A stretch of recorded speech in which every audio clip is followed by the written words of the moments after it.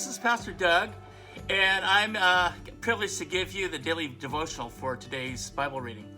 We're in a sermon series called The King and His Cross, and today we're going to continue the story that Brad kicked off yesterday about how Jesus entered Jerusalem with a rousing welcome, but also knowing that rejection and suffering and death awaits him. So let's go right to the passage in Mark chapter 11, starting in verse 12. It says this: The next day, as they were leaving Bethany, Jesus was hungry. Seeing in the distance a fig tree in leaf, he went to go find out if it had any fruit. When he reached it, he found nothing but leaves, because it was not the season for figs. Then he said to the tree, "May no one ever eat fruit from you again." And his disciples heard him say it. On reaching Jerusalem, Jesus entered the temple courts and began driving out those who were buying and selling there. He overturned the tables of the money changers and the benches of those selling doves. And he would not allow anyone to carry merchandise through the temple courts. And as he taught them, he said, "Is it not written, 'My house will be called a house of prayer for all nations'? But you have made it into a den of robbers." The chief priests and the teachers of the law heard this and began looking for a way to kill him, for they feared him because the whole crowd was amazed at his teaching. Now, it seems like there's two different stories going on here. There's the story of the fig tree, and then there's the story of Jesus cleansing the temple. But actually, there's only one storyline told in two different ways. And one of the lessons in the story is all about perception. The disciples had a certain perception of the situations, but Jesus' perception was different. Now, let's take the fig tree, for example. The disciples saw the fig tree, and they saw a perfectly good tree. I mean, it was springtime, it had some nice, luscious leaves on it, and so on the outside it looked healthy and perfectly normal. They didn't expect to see fruit on it because autumn was the time for harvesting fruits and crops. But Jesus' perception was different.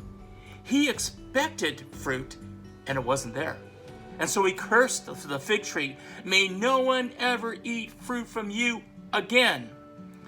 And then as we see later on in verses 20 and 21, we see the result of Jesus' judgment as the tree withered and died. Wow. Seems kind of harsh, Jesus, don't you think?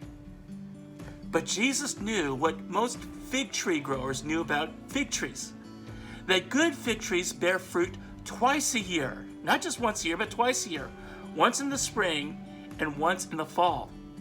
Now, the fruit that comes in the fall is bigger and sweeter, and that's why people naturally think of fall as the season for figs. But any good fig tree also bears fruit in the spring. The only problem is that fruit in the spring is hidden underneath the leaves, and that's why Jesus went closer and he checked under the leaves and trying to find fruit, but he found nothing. And usually, the fig tree that fails to bear the smaller fruit in the spring will not bear good fruit in the fall. So the tree totally faked out the disciples and faked out you and me, because when we see leaves on a tree in the springtime, we assume the tree is perfectly fine. But Jesus checks for the fruit. And that's why Jesus cursed the fruitless fig tree. Now, let's take a look at the temple.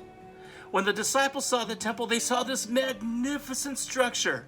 In fact, in another gospel passage, they even marvel. They marvel at the size of the stones that were hewn for the temple. They were also probably impressed by what they saw in the temple courts. They saw like hundreds, possibly even thousands of people faithfully gathering together from all over the world, exchanging currency, purchasing sacrifices, bull, goats, sheep, birds, in order to worship and honor Yahweh, the God of Israel, and the Lord over all the nations. And so they were naturally impressed by it all. But Jesus' perception was different. He looked beyond the facade of the temple building. He looked beyond the numbers of the people that were gathered together for the Passover feast. And what he saw were priests who made these rules that only temple currency. Think of it kind of like Chuck E. Cheese tokens that can only be used in Chuck E. Cheese machines, right? They ruled that only temple currency could be used in order to purchase sacrifice. And then he saw the money changers who would exploit people with large, huge service charges to convert their current currency into these temple Chuck E. Cheese tokens. And then he saw vendors, particularly the dove vendors, who sold these sacrifices at exorbitant prices. Think about how you have to spend $8 for a bag of popcorn at the movie theaters, right? It's like highway robbery. And when you think about it, the birds and the doves were the only sacrifices that the poorest of the poor could afford. So as a result, Jesus also saw poor people being turned away from being able to pray and worship in the temple because they could not afford to buy an appropriate sacrifice as required by the law. Meanwhile, the priests and the vendors in the background, they were making a killing on selling religion to people. No wonder Jesus chased them out. No wonder Jesus cursed those who perpetuated this institutional darkness by making his Father's temple into a den of thieves instead of a house of prayer for everyone. Now, one of the takeaways from all this is that it is our human nature to focus on the grand and the facades and the window dressing, the props, and to be impressed by it. But Jesus looks beyond all that. He sees the heart of the matter. He sees fruitlessness. He sees fakeness. He sees the sin that the facade is trying to hide. So what does this mean for you and for me? Well, I think number one, it's easy for us to hide behind our facades. And if we're honest, we all have them, don't we? And we focus so much on them. We spend so much time and attention on looking good, on acting spiritual, at putting our best foot forward so that other people are impressed and they give us compliments and we feel good about ourselves.